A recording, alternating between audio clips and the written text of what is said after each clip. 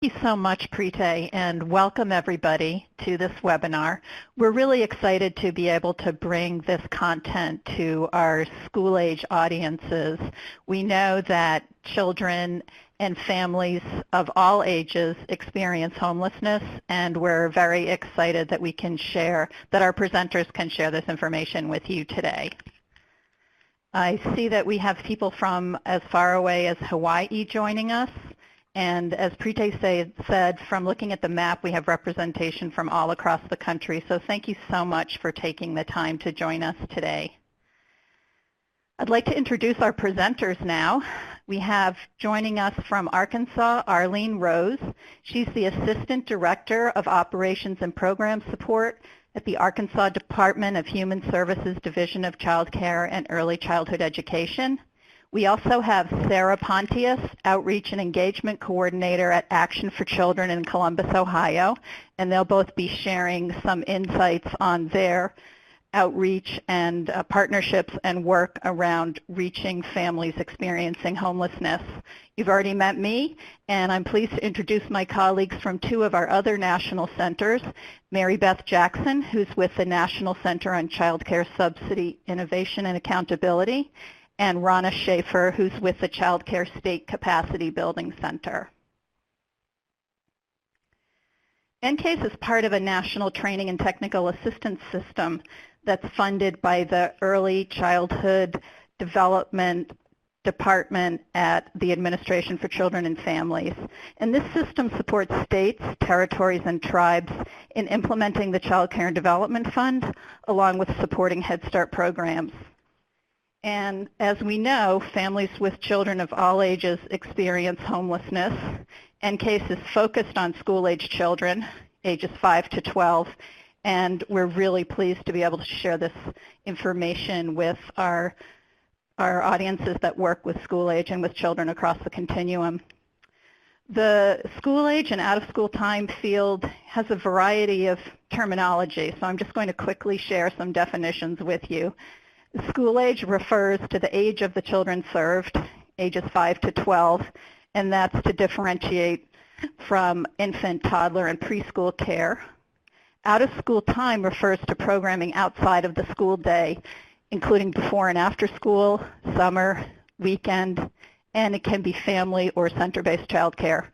And our national center name is After School and Summer Enrichment, and we use this interchangeably with out-of-school time. Our objectives for today are to give our participants an opportunity to explore the requirements in the Child Care and Development Block Grant Act regarding service to families either experiencing or at risk for experiencing homelessness. Our state presenters are going to share some strategies to implement requirements, and we're also going to identify some resources that you can use when you go back to your work.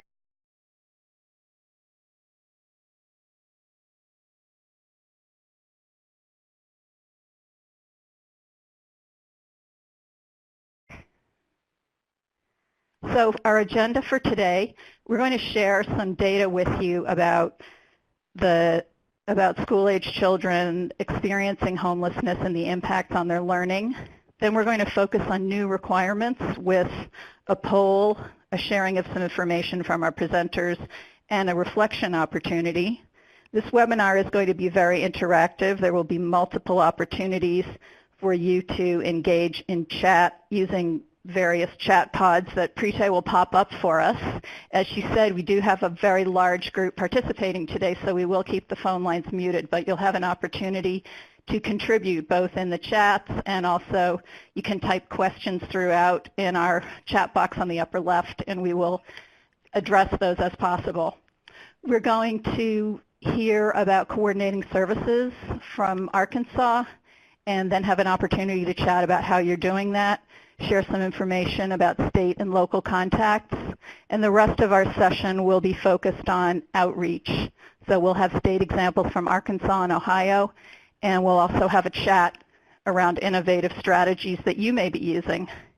And now I'd like to pass this off to my colleague, Rana Schaefer, who's going to share with us some data to get us started. Rana?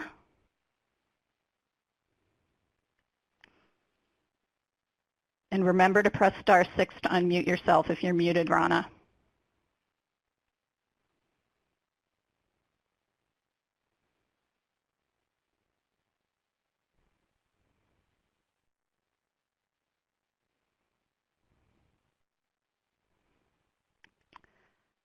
Rana, we're still not hearing you.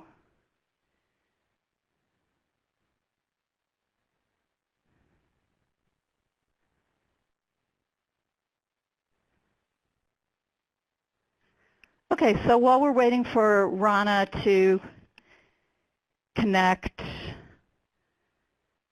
I'm going to start talking about this data. All Hello? guests have been unmuted. Can you hear me now, everyone? Yes, Rana, thank you. Well, I don't know what went on. I'm so sorry about that, everybody. I am here, and I'm delighted to be here. So we are going to start off with a little bit of data to help us understand why it's so important to focus on families and children experiencing homelessness. As you can see on this slide, nearly 1.5 million school-aged children experienced homelessness in 2014. You probably can't see this graph very well, so I'll interpret it for you a little bit. The light green area are children living in shelters. The darker green are those living in hotels or motels. The purple are those living in unsheltered areas like parks, cars, etc. And the larger blue area are those who are doubled up. At the very top, you see a very small gray area, and those are ones who didn't. All guests have been muted. Mute off your line by pressing *6.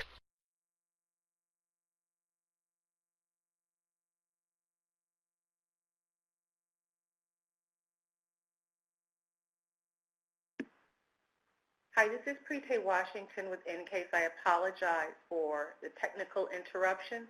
Can our presenter, just as a reminder, to hit *6 to unmute yourself. Thank you very much.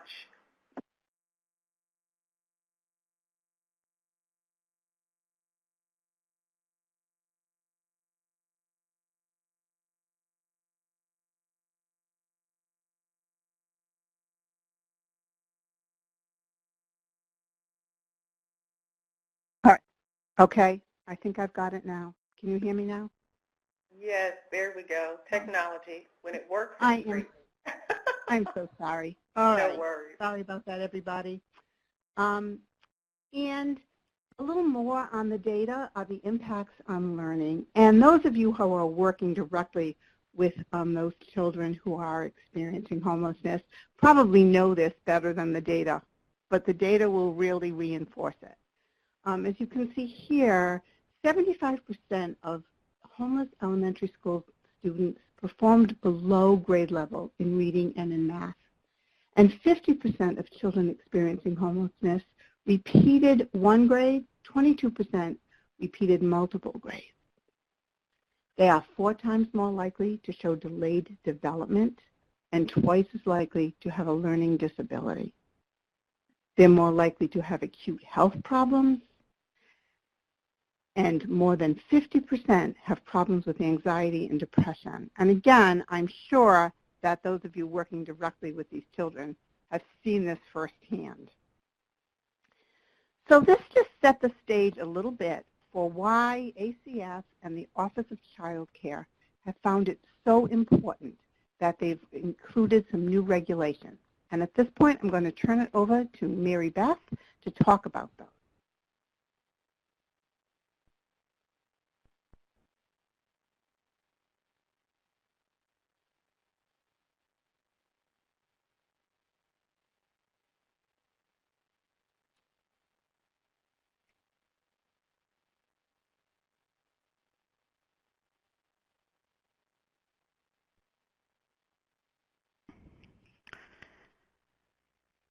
Mary Beth, we need you to press *6 to unmute yourself. Can you hear me? Yes. Okay, great. Okay, sorry about that. So before we get started with going over the new law and the rules pertaining to homelessness, we're going to conduct a quick test your knowledge poll. Don't worry, your responses will not be displayed, but rather the entire group's responses will be displayed collectively. So I'll give you a minute to look over the provided requirements and mark which ones you think are actually part of the law and or rule. Just a quick hint, there is more than one answer, but not all of them are actually requirements in the law or rule. So I'll just it looks like we're getting a lot of responses here. Looks like 83% check that coordinating with agencies responsible for services to children experiencing homelessness is a requirement. Almost half of the group checked that establishing grace periods to comply with enrollment requirements is part of the requirement. Another half collect the number of families experiencing the homelessness served. And then it looks like the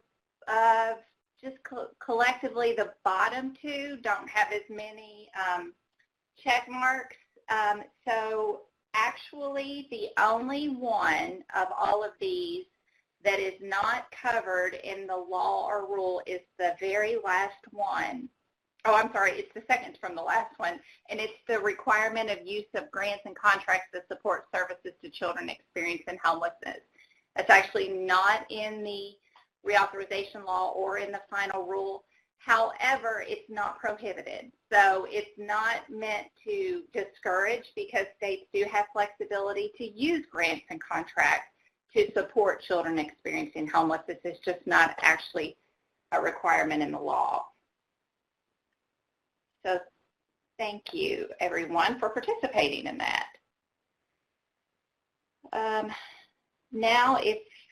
Okay. All right, so as part of the Child Care and Development Block Grant reauthorization, new language was included which requires lead agencies to coordinate with agencies responsible for services to children experiencing homelessness. Furthermore, the reauthorization requires states to establish grace periods to comply with enrollment requirements. An example is around health and safety requirements. Realizing families and children experiencing homelessness may not have easy access to various forms, immunization schedules, etc., the law requires states to establish grace periods to give those families additional time to obtain the required documentation.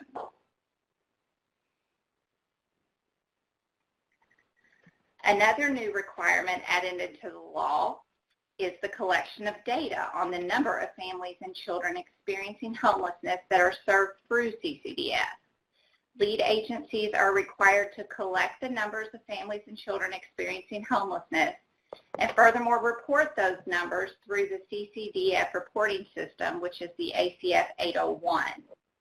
And the last requirement in the law outlines how lead agencies are to improve access for families experiencing homelessness by using funds to permit enrollment while documentation is obtained, to train providers and appropriate lead agency staff on identification and serving young children experiencing homelessness, and finally to provide outreach. To further narrow the CCDF reauthorization law requirements, the passing and adoption of the final rule, which occurred about a year ago, gives lead agencies even more specificity around the new law language. First, the final rule requires lead agencies to use the McKinney-Vento Act definition used by Head Start and the Department of Education. Prior to the rule being passed, states were grappling with the definition, which definition to use, as the McKinney-Vento definition was a tad different than the definition which is used by the state HUD agencies. The final rule also adds that lead agencies should prioritize services to children experiencing homelessness. Priority is not necessarily defined, so lead agencies have flexibility in determining ways in which families and children experiencing homelessness are prioritized. Before we move any further, I think it's important to mention the McKinney-Vento definition of homelessness and give a few more specifics around it. This definition is far-reaching, and it includes more children. It also proposes criteria which may not have been thought of without reading through the definition. Through this definition, the term homeless children and youth means individuals who lack a fixed, regular, and adequate nighttime residence, and it includes anyone who is sharing the housing of other persons due to loss of housing, economic hardship, or a similar reason, are living in motels, hotels, trailer parks, or campgrounds due to lack of alternative accommodations. It includes anyone living in emergency or transitional shelters, are abandoned in hospitals, or are awaiting a foster care placement. It also includes children and youth who are living in cars, parks, public spaces, abandoned buildings, substandard housing, bus or train stations, or similar settings, and migratory children who qualify as homeless through any of the circumstances mentioned prior. With this more comprehensive definition of homelessness, lead agencies should consider how they are identifying and defining families and children in this category, which would further ensure more accurate reporting of the numbers.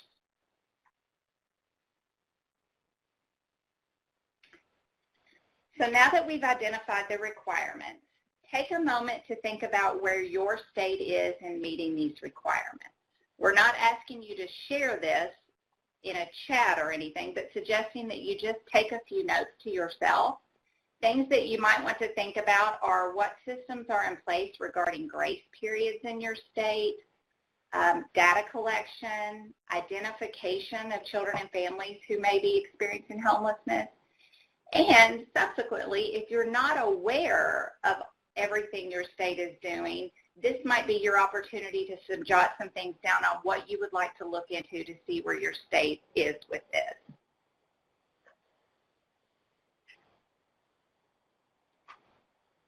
So at this point, after you get a chance to write some stuff down, I'm going to turn it back over to Rana to discuss more about the requirements.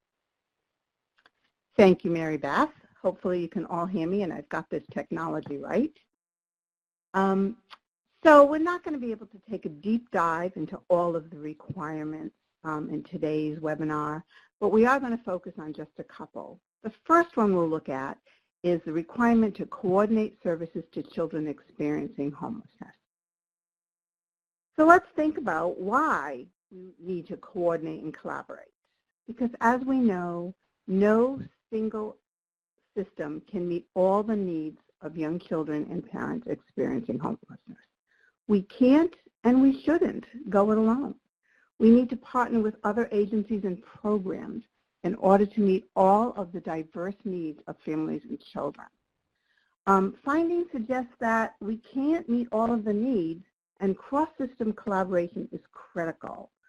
Everyone who comes in contact with families experiencing or at risk for homelessness have a responsibility to do their part to ensure that children and families have access to high-quality services and supports that they need. All child care for children of all ages and housing providers have complementary areas of expertise and access to different resources, and they can help families when they work together to achieve more robust range of positive outcomes.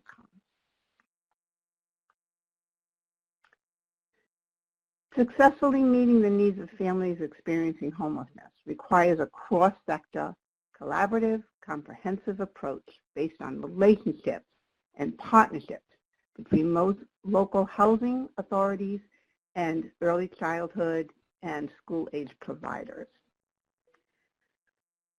We know how important collaboration is in order to provide high-quality services that utilize all the available resources in communities and states.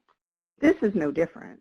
We also know that sometimes coordination collaboration is easier said than done. It's also difficult sometimes to know exactly who to partner with. At this time, I'm going to invite Arlene Rose to unmute herself, and hopefully she has more success at doing that than I did, to share what they've been doing in Arkansas to collaborate with lots of different entities. Arlene? Can everyone hear me? Yes. I'm really pleased to be able to share with you some of the things that we are doing in our state. I'm going to talk initially about some of the outreach efforts that we have been engaging in, and then move towards some of the partnerships that we've been able to establish. Arkansas has been involved in the work of addressing the needs of homeless individuals for a little while now, so we're really pleased that we've been able to do some things around this issue. We've noticed, as was indicated, that there are some challenges in the fact that we cannot serve everyone, but yet we see a lot of opportunities for our program to network and develop other collaborative relationships with others who can help us do this work. Within our division's program, as it relates to serving those children who receive CCDF funds, one of the things that we were able to do was to alter the roles of our staff internally. And sometimes altering the names of our staff really has helped us to make a better difference. They were once called Program Eligibility Specialists, and now they're called Family Support Specialists. So this sort of expands their role and their network so that they aren't just looking at income requirements, but they're looking at a broad range of programmatic and sort of case management roles. And we're really tending to sort of finalize how that case management role can look. They provide assistance to families to help them become much more self-sufficient, and working with our partners in a very collaborative way to try to utilize any available supports that are in place. This is to make referrals to resources that may be available within a certain county or within an area. So for several years, these staff have been required to provide outreach, community outreach, at least once a month to child care centers that may be of assistance to families who have experienced homelessness. And we've tended to target two areas of our states where we found that the needs for homeless populations have been the greatest. We've really wanted to sort of focus our efforts a lot more. So we tended to look at our central and northwest Arkansas areas of the state, and we've been able to hire bilingual, just a few bilingual staff, but they've been critical in helping us to provide good outreach into various areas of the state to help us communicate well with providers as well as to families. Within our Northwest Arkansas corner, we do have a large Hispanic population, and we also have a growing Marshallese population that we've yet to fully tap into, but we do see that as an opportunity for further collaborations as well. To ensure that we are present and in communication with shelters, we've been able to assign some of our family support specialists to those homeless shelters so that they understand what child care needs are, what the application process might look like, and to try to ensure that we expedite timely and speedy enrollment of anyone who is experiencing homelessness. We're proud that our state has been able to focus more, and certainly more recently, in developing these networks to ensure that families are engaged, parents are engaged, and that we are working with partners to engage that full network that's surrounding that child. Our newly designed team of workers who deal with family engagement is really spearheaded by our program manager. So they work in concert with some of our partners who are not listed here, which is some of our out-of-school time partners, our Head Start partners, to learn more about how to engage in discussions around the issue of homelessness and how to work more collaboratively with disparate population groups. As I said, we know we can't serve everyone, but what we want to try to do is to take advantage of the community resources that are available, try to build capacity within some of our areas, and particularly those that are very sparsely served, in order to offer child care assistance and to be able to network with those providers. As you can see in this particular slide, we have a lot of partnerships that we have been able to develop over time. We have worked with these groups for a number of years. And to our advantage, Arkansas, as you know, is pretty small. We have very rural communities, and oftentimes our resources are extremely limited. So we come from that sort of limited partnership. Based on that, being a very fairly small community, it's really allowed us to build critical networks, some very easily with some groups, and some maybe not so easily due to sometimes changes in staff. But on the most part, we engage these players over time, our Department of Education partners, our Child Care Aware partners, workforce services, and we have a variety, probably about 25 contractors who deal with professional development that really help us to support those homeless shelters and child care providers that are serving the homeless population group. The partnerships within homeless shelters really stemmed from stimulus funding that our state received several years ago. But over time, we've been able to refocus and reemphasize the need for collaboration due to the Child Care and Development Funded Reauthorization Program. As you can see, we do partner with a variety of groups, but I have to say that our liaisons with the Department of Education through the Homeless Liaison, our professional development contractors, and our homeless shelters. The ones that we have really tended to focus on are the ones that do provide a variety of comprehensive services, and they are at our highest level of quality. Many of them offer transitional housing, sometimes long-term housing. There are a couple of providers that we're working with that also have a child care center under their roof, which is a very high quality center. So we've been very fortunate in that respect. We found in our state that it's extremely important to coordinate and extend our collaborative efforts. So we do try to offer child-centered services to our most vulnerable population groups, particularly those who have experienced those traumatic events like homelessness, and to really support them in our highest quality centers.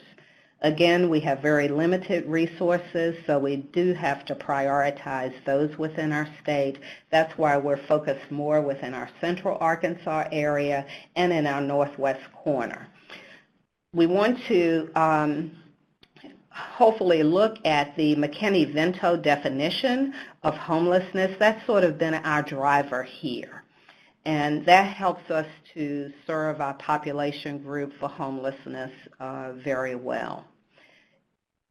More recently, and I have to say this because my boss would get on me if I didn't, but we've been really fortunate, even though this webinar is really geared toward out-of-school time for school-age youth. We've been able to look at the partnerships and collaborations that have been offered through a recent Early Head Start Child Care Partnership grant so that we can build our capacity over time. So we are very fortunate to have that grant so that we could look at a more broad-based sort of collaborative opportunity with not only Head Start, Early Head Start, homeless groups, etc. So we've been just really pleased with how over time we've been able to do this work. Well, thank you so much, Arlene, for sharing the work about partnerships and collaboration in Arkansas. And I know you and I had an opportunity to have a conversation about some of the work that you have done in partnership with the School Age Network in your state as well. And your focus on serving children and families across the age continuum is really helpful, I think, to hear about. I do have one question from one of the participants. She's interested in knowing if child care licensing is a part of the Division of Child Care and Early Childhood Education in your state, or if it's a separate. Yes, we've been really fortunate here. Child care licensing is absolutely a part of our division. Great. Well, thank you so much. And now I think Rana is going to introduce an opportunity for participants to share some of the work that you've all been doing. Rana? Yes. And thank you so much, Arlene, for sharing that really comprehensive way that you're collaborating. Okay, so now it's your turn. We're going to have a chat room, a special chat room visible for you in just a moment, where you can put in your ideas. Tell us, please, who have you or who could you collaborate with to provide services for families experiencing homelessness? And if you've had experience working with your McKinney-Vento liaison, please describe this experience. So you see the chat room in front of you, and take a few minutes to put in your thoughts and ideas, please. And I will let you know that we are going to save these responses and send them out to all participants after this webinar, so you'll be able to keep these wonderful ideas to follow up on.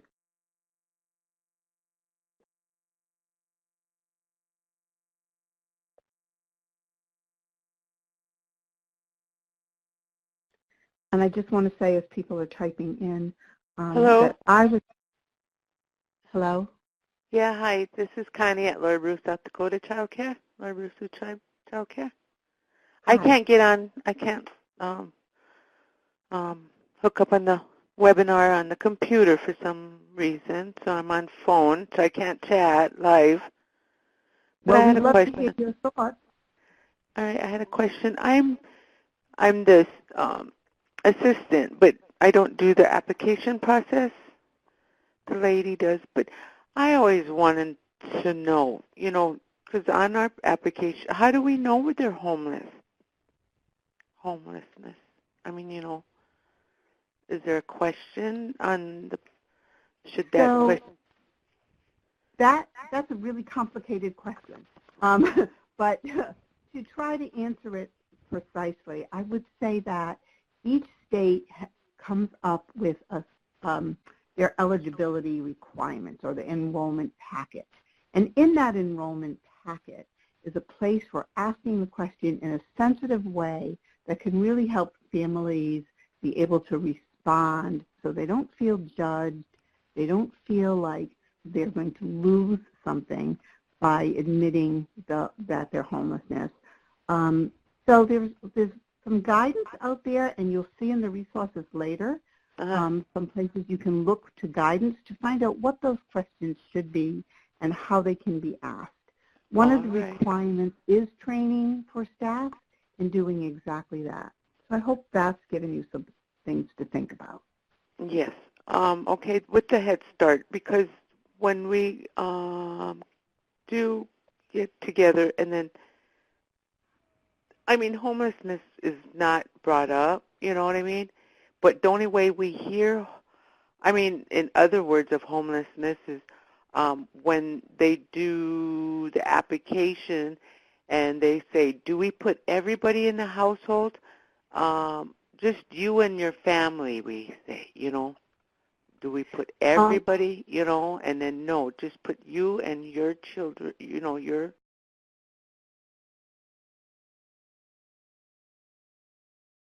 your family. So again, that's a great part of the training that needs to happen for anybody who is doing the applications or assessing eligibility. So it's all part of each program's application process, and the training that is important in that process. But thank you so much for your question. Thank you. Thank you. I'm listening. Thank you. Okay, great. So I want to thank everybody who's put in some of their great ideas here. There's so many different thoughts and ideas, and as I said, we are going to save all of these and send them back out to you. I'm not going to take the time to read through them right now, but I want to thank everybody who has contributed to this. And I think in the interest of time, we will move on a little bit.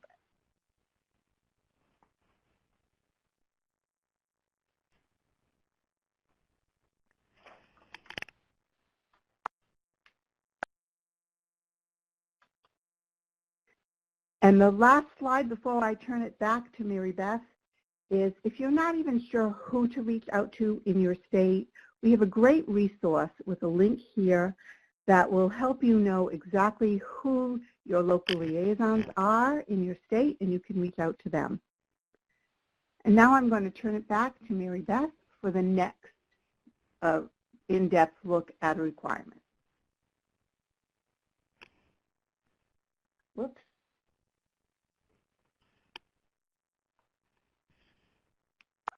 So the next requirement for our discussion today is around outreach. And how do lead agencies improve access by using the funds to provide outreach? So listed on this slide are just a few examples of opportunities for outreach.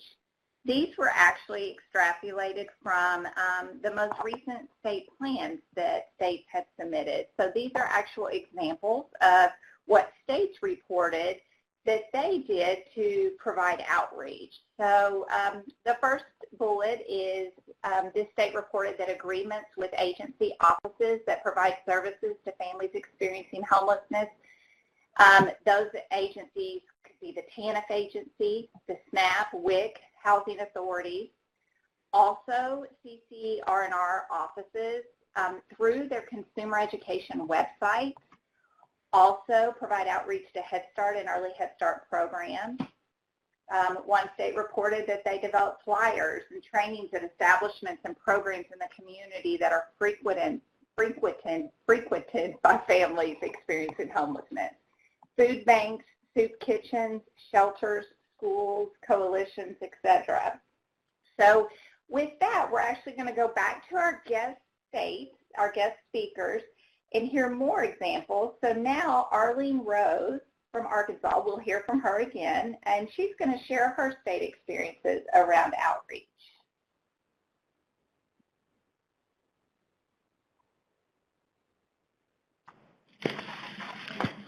As I stated before, in Arkansas, our outreach efforts really have centered around working with families who have been homeless, but having our bilingual staff really work in concert with many of our child care centers. What we do is we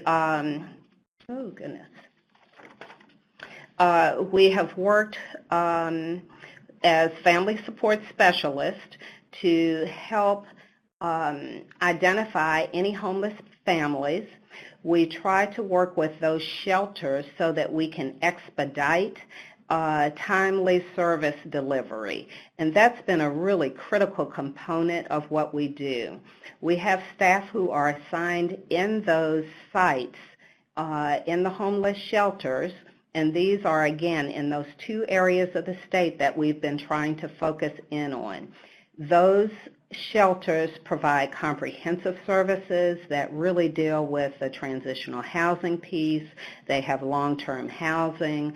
Sometimes under that same roof, they're able to offer workforce services to provide a more stable environment for those families. So it's very, very comprehensive, some of the service delivery options that are available with the homeless shelters that we work with. Our internal staff do go out and conduct community outreach activities. Some of those outreach activities may be once a month to these homeless shelters, or they may consist of providing outreach to the child care centers within a given area so that they understand what our policies and procedures are around expedited service delivery for those who may be experiencing homelessness. again, we try to focus on those two specific areas of the state where we felt we had more capacity to provide good resources and referrals, both through liaisons with school-based programs if needed, through our Department of Education, working with a variety of partners that we had listed before. And I can't overstate the fact that the partnerships and collaborations that we've had in our state have been extremely critical in providing the best resources possible. With very limited resources, again, within our state, we have to just look at other opportunities and other resources that we can utilize to help provide the most and the best care for the individuals who are receiving the services. We want to be able to tap in again, although we know that our outreach efforts may not be sufficient, because sometimes the more outreach you do, the more requests for assistance you get, and that can be a double-edged sword. We want to know that we want our homeless population to know that we are there to provide services as needed, but then we know that we have to work with other entities, be it Head Start, Early Head Start, our after-school network partners, and others, so that we can expand the resource and collaborative network that's out there. So again, I can't overstate the importance of networking and partnerships. You really have to build them, and we've been fortunate to have built these partnerships over time. The only area that I can see in terms of outreach that we've struggled with sometimes is the fact that staff may change periodically. So you almost have to revisit all of the partners again from time to time to ensure that they understand the resources that you can deliver to them, and us understanding, again, the resources that they have, so that we are coming at this from a very shared service delivery opportunity.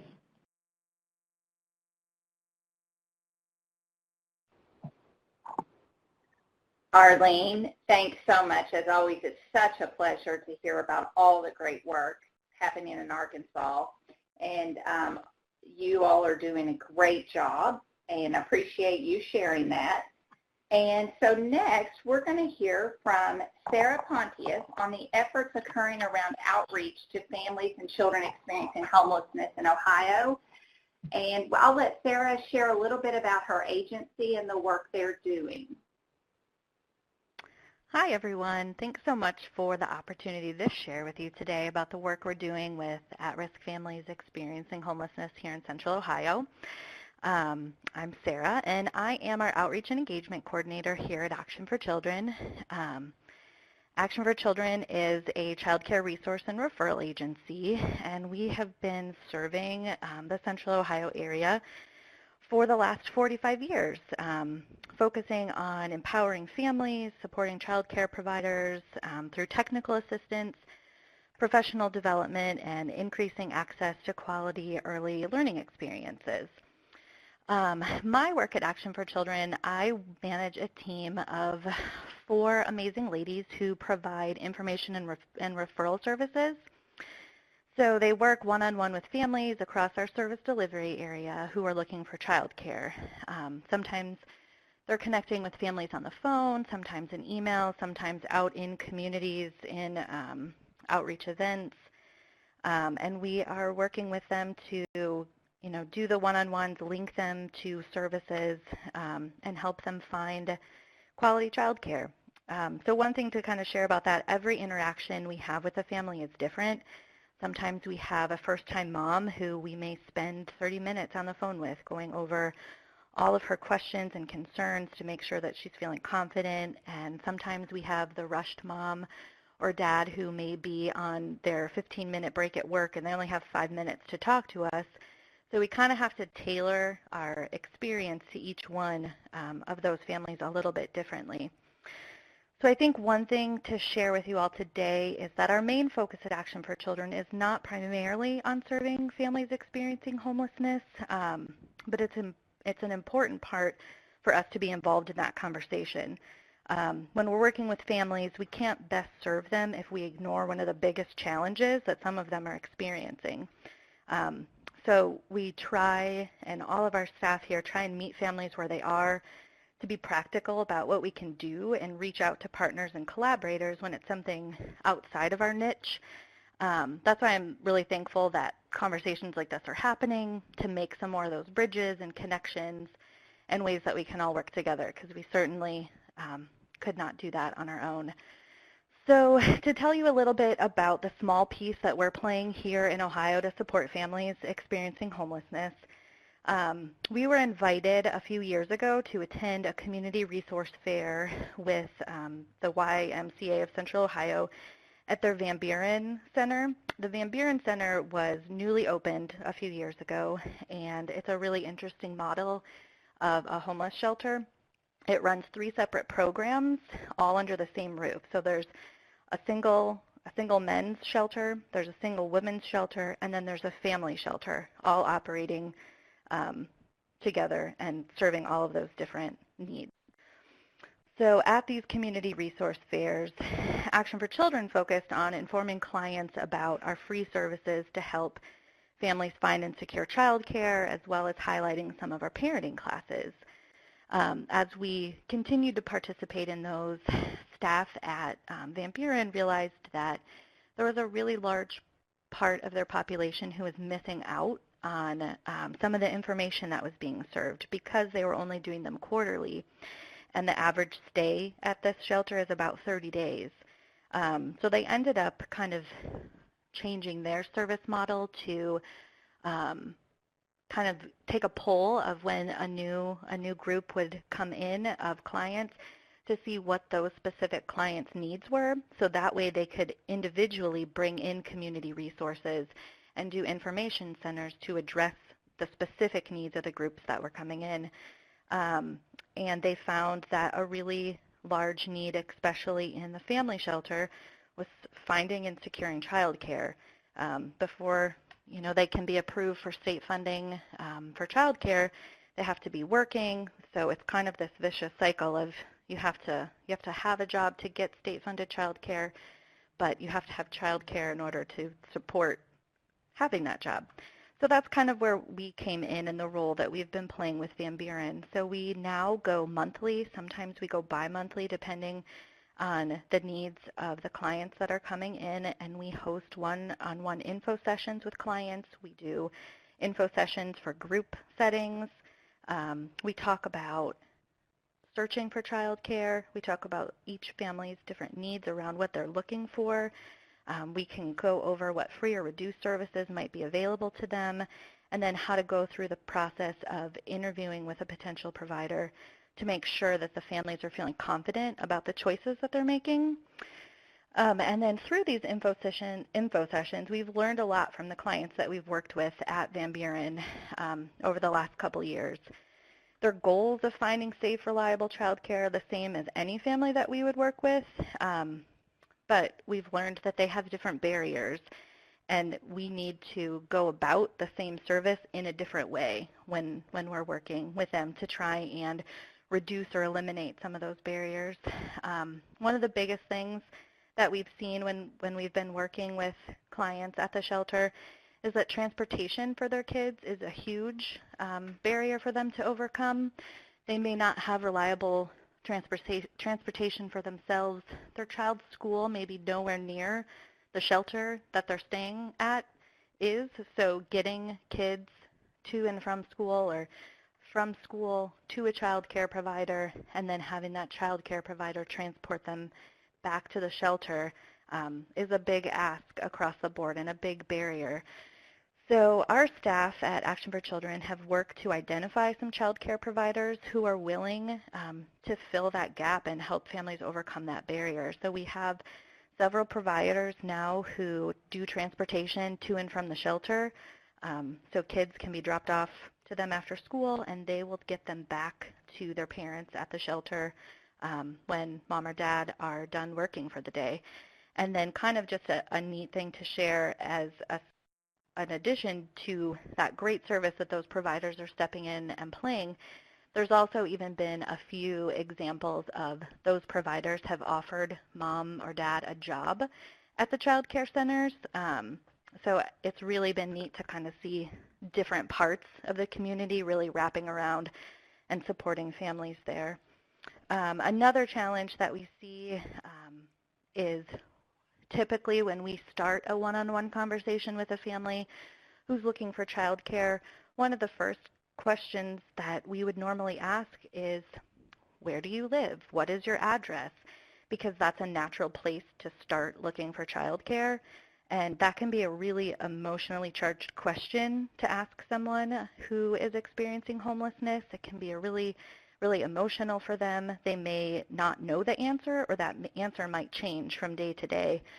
So we've really had to kind of change the way we've asked questions, change the way we're trying to get information from the families that we're working with to ensure that we can still find them the resources they need.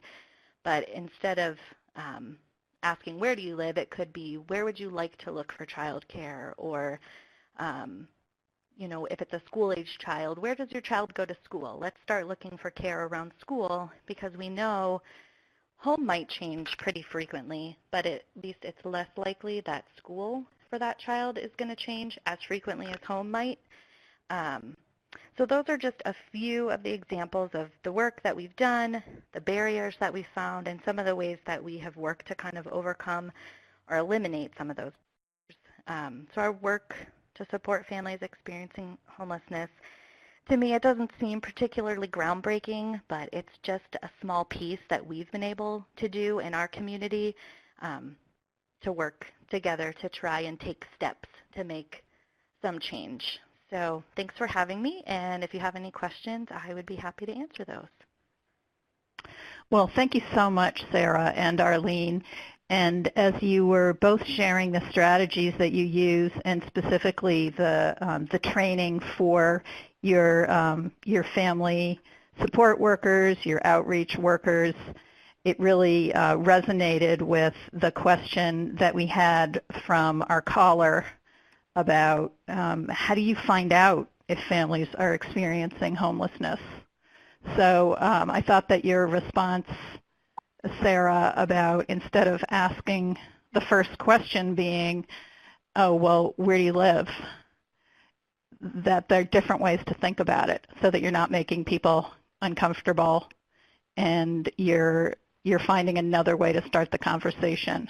So I'm hoping that that's something that's helpful. I'm hoping that that's something that's helpful to others as they're thinking about those ways, and I think it becomes really clear that the training and preparation of your staff is such a crucial part of that. Obviously, combined with your partnerships with these other organizations. I think you both emphasized, that came through clearly in what both of you had to say about how you're doing this work and how this work is being accomplished. I don't think we have any questions right now from our participants, so let's just go on to our chat room activity, Mary Beth. I think we have a couple minutes to do that before we wrap up with the resources. Okay, great.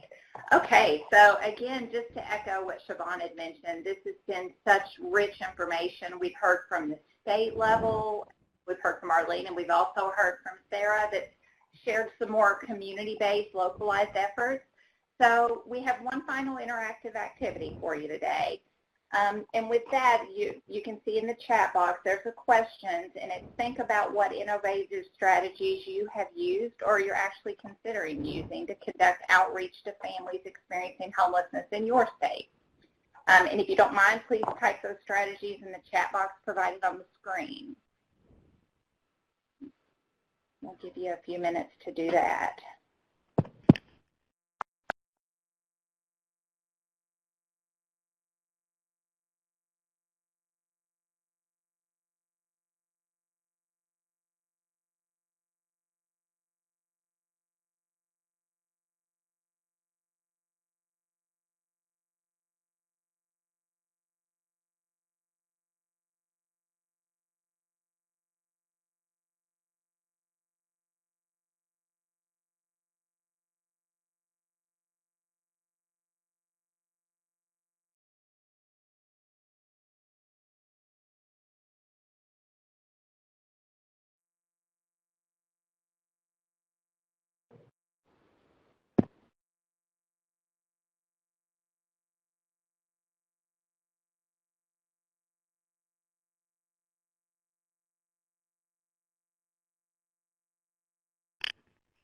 It looks like we have a lot of people typing at once, so now the responses are starting to pop up. That's great.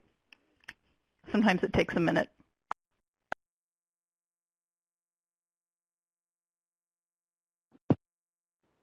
Looks like Danielle Campbell had mentioned that they've worked with local homeless shelters and partnered with social workers on site to refer families. That's great outreach. It's really finding them where they are and working with them in their environment. Transitional housing, parent cafes.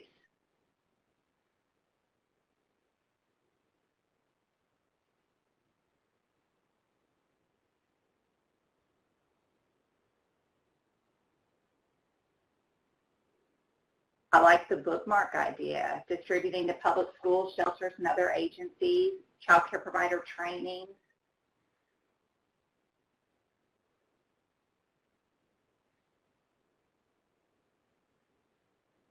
Ronna posted about Project Homeless Connect resource days.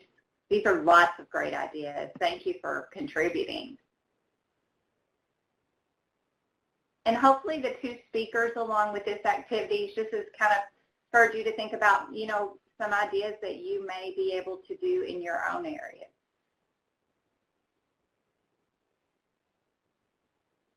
Visit to local domestic violence shelters, assisting with child care resources in those, outreach resource events. So please continue to add to that. These are some great outreach activities, and I believe we had mentioned earlier that we can, I believe Siobhan had mentioned we can save these and send them out on request if needed, because these are some great ideas. That's correct, Mary Beth. We actually are going to send these out to participants because of the rich information that we're getting. That people probably don't have the chance to write all this down while they're looking at it, and also our folks that are on the phone can't see all of this information right now, so we'll make sure that folks get this along with the presentation. Maybe what we could do is let people keep typing here and then just talk a little bit quickly about the resource slides that we have, because people can download those in the presentation, because I don't want to shut off this conversation. Do you want to just go ahead and talk a little bit about those? Great idea, Siobhan. So the next few slides in the presentation, and I hope if you haven't had a chance to download it, you will do that, are a number of resources that I think will help you in your efforts to provide services to families experiencing homelessness. There is the connection to the state liaisons, but several other pieces of information that will give you some really good, sound ideas. And I hope you have learned something here, and I hope it's something that you can use, and you can go back to your states to really improve your services, because we can all improve whatever it is we're doing. And I, again, want to just give my thanks to Arlene and Sarah for their great information. And I will turn it back to you, Siobhan. Oh, thanks so much, Ronna. So actually, could we, Preeti, could we just switch to the resource library slide quickly? I just want to show people who may not be familiar with one of the resources that NCASE offers that's on the Child Care Training and Technical Assistance website is the Out-of-School Time Resource Library. And this is a searchable database that has a number of resources relevant to out-of-school time. Some of them have been created by national centers for the Office of Child Care, such as ourselves, and many of them have been created by other organizations who are working in out-of-school time. So we encourage you to visit the resource library. We thank you all very much for participating today. If you would like to get in touch with us, you can reach us at this email address here, ncase@ecetta.info. And I'm saying that for folks on the phone who weren't able to log in. And we would really appreciate it if you would take a couple of minutes to complete the evaluation that will pop up at the end of this webinar.